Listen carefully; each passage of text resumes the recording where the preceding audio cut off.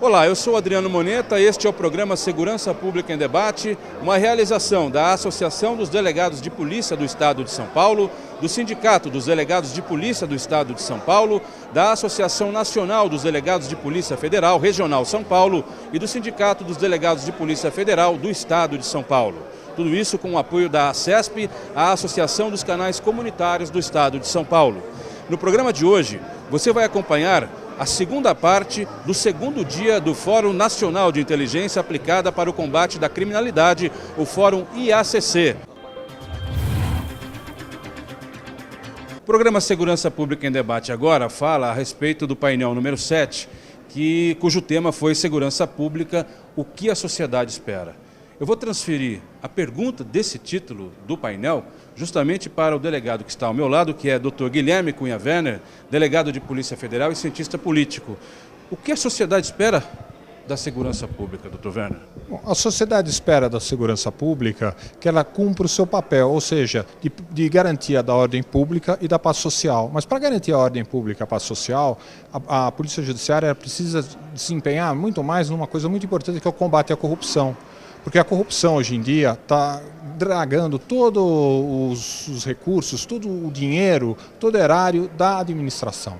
Então, o combate à corrupção é a coisa mais importante no Brasil atual para a gente conseguir recuperar o dinheiro dos cofres públicos. Desse painel, doutor, que pontos o senhor considera importante para a gente falar aqui para o telespectador do Segurança Pública em Debate, além desse amplo que o senhor já se referiu? Acho que eu considero importante também a reestruturação das polícias judiciárias, uma melhoria na condição de trabalho dos policiais, uma melhoria na autonomia, na questão da autonomia, evitar a ingerência política na polícia. Isso é fundamental para poder a Polícia Judiciária desempenhar um bom papel dentro do sistema de segurança pública. O senhor acha que vem bons ventos por aí, ano que vem?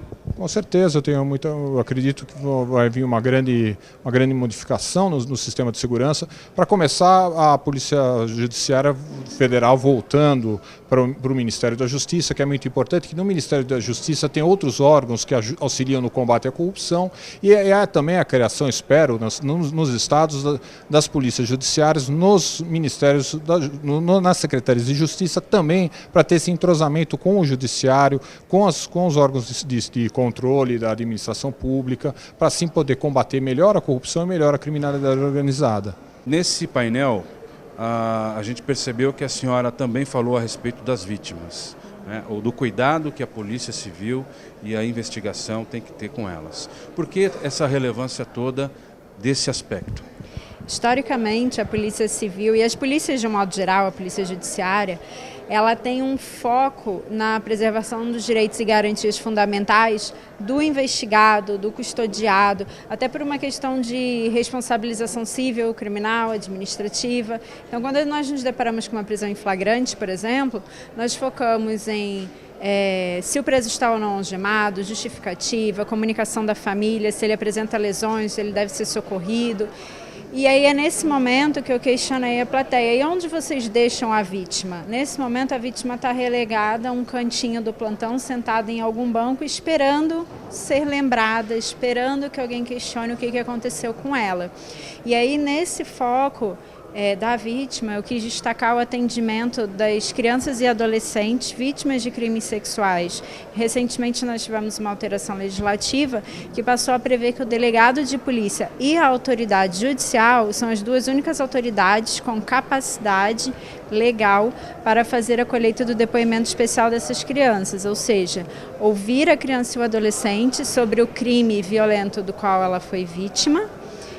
Mas essa oitiva deve ser feita com foco na humanização, ou seja, evitando a revitimização dessa criança, desse adolescente, sempre preservando a sua integridade psíquica. Se a senhora chamou a atenção para esse fato no painel, é porque isso ainda não é realizado de forma plena?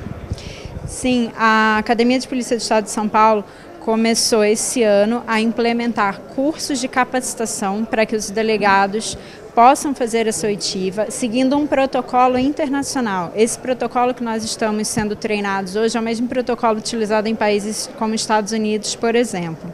Esse protocolo, chamado protocolo NIST, ele visa fazer com que nós consigamos colher o depoimento dessas crianças e adolescentes de forma a minimizar a violência que ela sofreu. Então, de forma a minimizar a revitimização, evitar que a vítima reviva toda aquela situação violenta. A grande questão de pensar a segurança pública como um direito fundamental é fazer com que ela seja uma ação que, guardadas as diferenças, as competências de cada uma das organizações que lidam com o problema, polícias, demais órgãos de Estado, poderes independentes, que nós coordenemos os esforços numa única direção. E que direção é essa? De redução da violência, de combate à corrupção, mas também de redução da sensação de medo e insegurança. Hoje a população no Brasil não é só vítima da violência, mas também é vítima do pânico gerado pelo quadro de insegurança pública no país. Se a gente unir esforços, não necessariamente fazendo as mesmas coisas, mas trocando, cooperando, trabalhando com informação, com inteligência, com de alguma intercâmbio de dados, a gente tem todas as condições de ser muito mais efetivo, um sistema muito mais efetivo, garantindo não só direitos fundamentais previstos na nossa Constituição, como também garantindo justiça, que é tudo do que a população mais quer hoje no país, que a gente reduza a impunidade e ao mesmo tempo não cometa nenhum tipo de injustiça na hora de prevenir a violência e combater o crime. Um dos problemas hoje realmente é a altíssima sensação de insegurança, não é? Que é tudo isso que o senhor falou agora. Quer dizer, o governo de São Paulo, por exemplo, reiteradamente anuncia, por exemplo, o índice de homicídios como sendo um bom índice, eu acredito que seja assim, mas não o único, para dar a ideia ou a impressão de que está tudo bem em São Paulo, enquanto que as pessoas que saem nas ruas para passear, para trabalhar, para estudar, elas não contêm essa sensação de segurança de que fala o governo. Daí a insegurança a que o senhor se refere. O senhor acredita, primeiro, que tenha jeito para isso? O que eu esteja errado dizendo que só um índice não reflete todo aquele cenário? E segunda pergunta, o que o senhor espera para o ano que vem, com esse bando de novidade que a gente vai ter aí, administrando União, estados, etc.? Olha, em primeiro lugar é verdade, São Paulo conseguiu controlar os seus homicídios e hoje a taxa de São Paulo é quase a metade da taxa de Chicago, por exemplo. Só que isso não nos diz nada praticamente em termos de medo e insegurança. Uma pesquisa recente do INSPER, que é um instituto de ensino aqui do estado de São Paulo, mostrou que quase 50% da população da cidade de São Paulo já foi vitimada com algum tipo de crime que envolveu violência e algum tipo de, enfim, de um conjunto de crimes. Ou seja, só o homicídio ele é um indicador importante para lidar com a questão da violência efetiva. Mas se a gente não lidar com o sentimento, ou seja, aproximar a polícia da população, fazer com que as instituições sejam confiáveis e elas se fazerem confiáveis no debate que foi feito sobre sistemas de integridade, de controle, de accountability, ou seja, de prestação de contas, aproximando as polícias da população e vice-versa, a gente não conseguirá vencer essa batalha pelo sentimento de insegurança. Agora, é possível sim. E isso é possível com investimentos não só financeiros e em pessoal, que isso é fundamental, mas também com prioridade em relação à área. O ano que vem, independente da esfera, Estado, União ou município, a gente tem que sair do palanque, tem que discutir de forma menos ideológica e trabalhar com gestão, com evidências, com indicadores. O delegado de polícia é o primeiro garantidor da legalidade e da justiça. Esse está no voto do ministro Marco Aurélio, nesse julgado que está aí na tela para os senhores. E o que quer dizer isso? Que o delegado de polícia ele é uma autoridade com força jurisdicional, ou seja, ele decide o caso concreto ao lavrar ou não um auto de prisão em flagrante, ao tipificar uma conduta criminal e também ao arbitrar fiança, ao dizer na nota de culpa qual a incidência penal. O conjunto normativo atual presente na Constituição, ele é muito sólido e conduz ao quê? O delegado de polícia, ele conduz a investigação criminal com exclusividade, ou seja, o papel do delegado de polícia é conduzir o inquérito policial. Constituição Federal, reforçado pela Lei 12.830 e 12.850 nas providências de delação ou colaboração premiada, nesse tipo de providência. Então, se percebe aqui que o delegado de polícia é uma atividade de caráter jurisdicional que está na fronteira entre o que é administrativo, o que é investigado em outras instituições, e o que é judicializado, o que é decidido pelo juiz. É uma autoridade de fronteira, como muito bem disse a doutora Ivana. A doutora Ivana, ela falou do border, da fronteira, o delegado está na fronteira.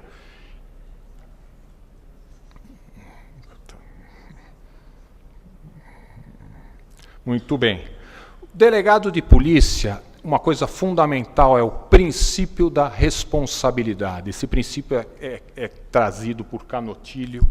Ele determina o quê? No Estado democrático de direito, é imprescindível a correta identificação da autoridade detentora do poder de decisão responsável pela prática do ato.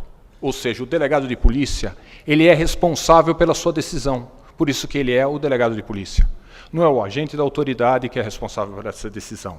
Isso parece óbvio, isso é óbvio. E isso é sustentado pela Constituição e pela própria súmula vinculante 43. Entretanto, ainda existe uma doutrina que quer construir uma ideia errônea, ao meu ver, que o delegado de polícia ele não é importante e que seria o ideal uma carreira única. A carreira única cria um anacronismo onde todos mandam, ninguém obedece e você não identifica a autoridade. Isso é fundamental para quê? Para o combate à corrupção.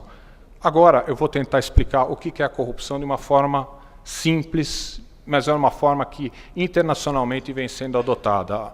A doutrina italiana, ela descreve a corrupção da seguinte forma. A corrupção do agente, do funcionário público, ou seja, do servidor público ou do agente político que teve uma eleição, é detentor de um cargo político, ela é feita da seguinte forma. O corrupto ele tem que ter ele tem que ter o monopólio da decisão, ou seja, ele tem que ter o acesso, só ele decide, e ele também tem que ter o quê? A discricionalidade, um balizamento muito grande dentro do campo do que ele pode decidir. Se vai decidir favoravelmente ou contra, ou seja, é aquela pessoa que só ela decide em primeira pessoa, só eu decido. E decide dentro de um grau muito grande de liberalidade. Você vê esse tipo de corrupção onde esse agente que detém esse poder, ele acaba se corrompendo, por quê? Se ele não tiver um controle específico sobre ele acaba se corrompendo. É aquela autoridade que detém a capacidade de expedir uma licença, um alvará, uma fiscalização. Então ele concentra muito poder na mão dele e ele decide dentro de um balizamento legal e é muito difícil de perceber essa corrupção. Programa Segurança Pública em Debate, primeiro bloco fica por aqui, segundo bloco já, não saia daí.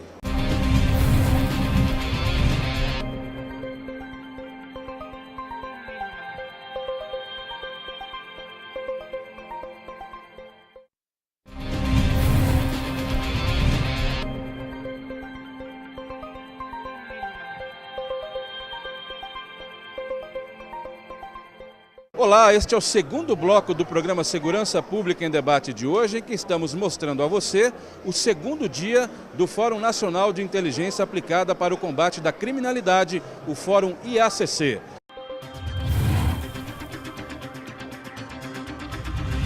Sua presença aqui é muito significativa, o senhor como ministro da Segurança Pública, num evento capitaneado por delegados de Polícia Civil e Federal. Sem sombra de dúvida, e é muito importante ter esse contato, porque aqui nós temos aqueles que cuidam das nossas polícias, civil e também Polícia Federal, e essas polícias investigativas a nível estadual e a nível federal são fundamentais, são eixos, são bases, são pilastras da nossa segurança pública, porque exercem um papel insubstituível e que é feito com muita dedicação e compromisso. Ministro, um dos pontos mais elogiados no último painel agora foi a criação do SUSP agora. Isso foi uma realização da sua gestão curta agora. O que não foi possível realizar e que ficará para o próximo ministro? Eu acho que talvez o que eu mais me ressinta seja a inexistência no Brasil de uma política nacional de prevenção social. Esclareço. A segurança tem dois braços. Uma repressiva, que é aquela que a gente fala a maior parte do tempo, e a outra é preventiva. O Brasil ainda não tem uma política nacional de prevenção social articulada à segurança. E por que isso é importante? Porque quando você observa, onde é que está o motor, por assim dizer, tá certo? Da violência no Brasil? Enquanto grupo social está na juventude de 15 a 24 anos. Essa juventude, sobretudo negra, parda, com baixa escolaridade, com família desestruturada, é aquela que mais é tentada ou mais pode ser vulnerável à atração do crime organizado. Então, se você não tiver uma prevenção social para essa juventude de periferia, sobretudo, se você não estender a mão, se você não trouxer ela para junto de nós, se você não criar, sobretudo, oportunidades, sonhos, projetos para essa juventude, ela, por falta efetivamente de apoio, seja em casa, seja no trabalho, seja na escola, ela se torna vulnerável ao crime. Então, por isso eu diria que a minha grande frustração, embora não seja especificamente da área de segurança, é que o Brasil ainda não tem um grande programa nacional, uma grande política nacional de prevenção social. Coordenada pelo Ministério? Poderia ser, mas também poderia ser por um Ministério do Desenvolvimento Social ou outra área, o que seria fundamental e nem dinheiro tanto precisaria. Você teria apenas que focar, porque em torno de 200 cidades no Brasil, elas concentram metade dos mais de 60 mil homicídios. Se você prestar atenção, o grupo principal vulnerável é essa juventude de periferia, sobretudo, de 15 a 24, não é? E se em 200 cidades você tem aproximadamente metade dos homicídios, então a política está dada. Eu tenho que olhar para esse grupo e tenho que, sobretudo, privilegiar esses territórios ou essas cidades. Então, você teria que convergir saúde, educação, cultura, que o jovem gosta, esportes, não é? Para estender a mão e não permitir que esse pessoal se torne vulnerável. É isso, basicamente. O senhor acredita que no próximo governo isso possa começar a ser realizado? Eu vou torcer e o que eu puder contribuir para isso, eu vou contribuir. Tenho um excelente relacionamento com o meu sucessor, o juiz Sérgio Moro, e a ele eu já procurei fazer e vou continuar fazendo menção da necessidade dessa política. O programa Segurança Pública em Debate agora vai falar sobre o painel número 8, o último painel do segundo dia do Fórum IACC, cujo tema foi repressão qualificada à corrupção e ao crime organizado. E para falar sobre este tema, eu tenho ao meu lado o Dr. Jorge Pontes, delegado de Polícia Federal. Dr. Jorge, o senhor tem uma opinião muito firme a respeito dessa questão da corrupção disseminada no Estado brasileiro e eu acredito que o senhor tenha também igualmente uma opinião firme a respeito de como se combate isso. Sim, o que nós estamos vendo, o que veio à tona com a Operação Lava Jato, é que não são casos esparsos de corrupção, não é a corrupção sistêmica apenas, ou a corrupção endêmica típica do Brasil. Há uma estruturação, há uma nova morfologia criminosa, que é o estabelecimento dentro do estamento público de um modelo organizacional criminoso. Então nós estamos lidando com crime institucionalizado, um outro animal, um outro desafio para as polícias e para o Ministério Público. Como combatê-lo? É fundamental a blindagem das instituições encarregadas da persecução penal. Blindagem, como por exemplo, nós temos que dar autonomia às polícias judiciárias, autonomia administrativa, orçamentária, e isso tudo é fundamental. Temos que investir na polícia judiciária, as polícias civis podem e devem passar pelo mesmo processo que passou a Polícia Federal. Nós temos 27 polícias civis, essas polícias civis integradas, nós poderíamos, como bem falou o meu colega, fazer pequenas lava-jatos pelo Brasil inteiro, porque o crime institucionalizado ele não se dá apenas na instância federal, ele também ocorre nas instâncias estadual e municipal. Então nós temos que fortalecer as instituições que investigam a corrupção, a grande corrupção e o crime institucionalizado. Isso é fundamental. Na sua opinião, doutor, esse novo rumo que o país, pelo visto, tomou, pelo menos em termos de mudança de presidente, de Congresso, de perfil, até de governo do Estado, tanto no Rio quanto em São Paulo e outros estados, o senhor acha que essa mudança que se instalou no país, ela pode colaborar para que esse mal que o senhor se refere seja combatido? Sim, eu vejo que isso pode começar pelos governos dos estados. Aquele governador que tomar a iniciativa de dar autonomia à sua polícia judiciária será considerado o pai da polícia moderna no Brasil. O governador do Rio eleito disse que dará. Sim, eu diria que ele pode ser considerado o pai da polícia judiciária no âmbito estadual. Isso é fundamental para esse sucesso que a sociedade está esperando. Quanto à questão federal, eu entendo que a indicação do juiz Sérgio Moro para o Ministério da Justiça é, para mim, o maior alento, o maior motivo de esperança para o combate ao crime institucionalizado. Uma vez que o crime institucionalizado é a estruturação dentro do Estado de uma organização criminosa, e nós vamos ter um ministro que entende isso, e ele será capaz de desestruturar, fazer a desmontagem. Ele vai promover a desmontagem desses esquemas criminosos que foram estabelecidos no estamento governamental. Na sua opinião, é chegada a hora da Polícia Civil, não só do Estado de São Paulo, mas de todas as unidades da Federação, aumentarem, porque já combatem, mas aumentarem substancialmente o combate à corrupção, não é? Sim, eu acho que não é chegada a hora, está passando da hora, né? O combate à corrupção é urgente e um setor aqui e outro lá não vai dar conta. Esses setores de combate à corrupção precisam se espalhar pelo Brasil todo, tanto na Polícia Civil como na Polícia Federal. O que ficou claro aqui nesses 2 dias de debates e conversas, que há necessidade premente de se investir na polícia investigativa, na polícia judiciária. Sem, como falado agora aqui pelo Dr. Pontes, se a polícia judiciária, que é um dos tripés da democracia, não receber um investimento nesses próximos anos, o crime organizado vai tomar conta desse país. Só existe uma maneira de nós mudarmos um fim trágico dessa história aí. É combatendo a corrupção, a lavagem de dinheiro e todas essas práticas modernas de criminalidade. A Polícia Civil, a Polícia Federal precisam se especializar neste combate, precisam de autonomia para exercer o seu trabalho e, lógico, precisam de mais investimento.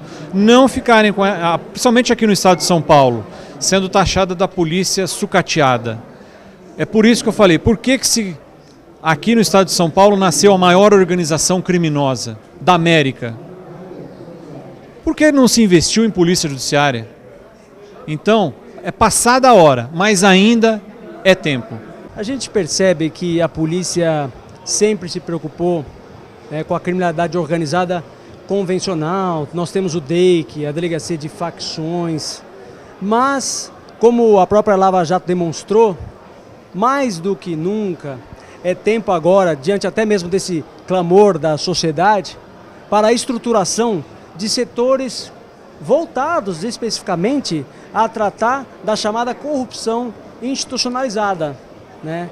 É isso que a sociedade espera, porque a gente sabe que o crime organizado tem um modo de combate específico. O crime institucionalizado, ele conta com a participação de atores que são efetivamente os detentores do poder constituído do Estado. Por mais que o crime organizado tenha poder, você vai ter que agir com pessoas que hoje ocupam posições estratégicas. Então é claro, a polícia precisa estruturar esses setores, mas algo que também foi discutido e na verdade foi repisado em diversas oportunidades durante o simpósio, o ideal é que mais do que nunca a gente também consiga agora o reconhecimento de uma autonomia diferenciada para a instituição, né? Nós temos autonomia para o desenvolvimento das nossas tarefas, uma relativa autonomia evidente, né? Mas a gente precisa de um fortalecimento porque no fim das contas, no frigir dos ovos, né, aquele que vai escolher os caminhos estratégicos da instituição, vai definir aqueles que ocupam os cargos estratégicos, vai poder colocar a estrutura adequada nas diversas unidades, tanto em recursos humanos, recursos materiais. Não adianta apenas a gente criar um setor focado no combate à corrupção institucionalizada se ela não tiver também os recursos necessários para desenvolver bem essa atividade, né? Então, quem é que vai definir quais são esses recursos? É o nosso dirigente maior, né? E o nosso dirigente maior, por isso, então, né, que veja como tudo as palestras acabam sempre chegando num ponto comum, que é a necessidade da polícia ter mais autonomia, eleger o seu chefe maior para que ela consiga definir as suas prioridades, estabelecer os seus objetivos maiores, né? Doutora Tânia, o que a senhora achou do fórum? Qual o balanço que a senhora faz? Olha, foi acima do esperado, né? Nós tivemos um grande público acompanhando, tivemos aquilo que imaginávamos também do intercâmbio entre os delegados da Polícia Federal, os delegados de Polícia Civil e os outros que estavam ali presentes também. Foi um feito histórico. Pela primeira vez, as 4 entidades que representam os delegados de polícia, tanto aqui da Polícia Civil do Estado de São Paulo, como da Polícia Federal aqui no Estado de São Paulo, nós nos reunimos e organizamos esse fórum de inteligência aplicada no combate à criminalidade. Eu acho que foi uma oportunidade única da gente debater segurança pública de uma forma séria, de uma forma técnica, mostrando à sociedade, mostrando à opinião pública a importância da inteligência na segurança pública. Este foi o programa Segurança Pública em Debate, uma realização do SINDPF-SP, da ADPF-SP, do SINDPESP e da ADPESP. No programa de hoje nós mostramos a você o 2º dia do Fórum Nacional de Inteligência Aplicada para o Combate da Criminalidade. Esperamos que você tenha gostado. A você que nos acompanhou até aqui, o meu muito obrigado e até a próxima.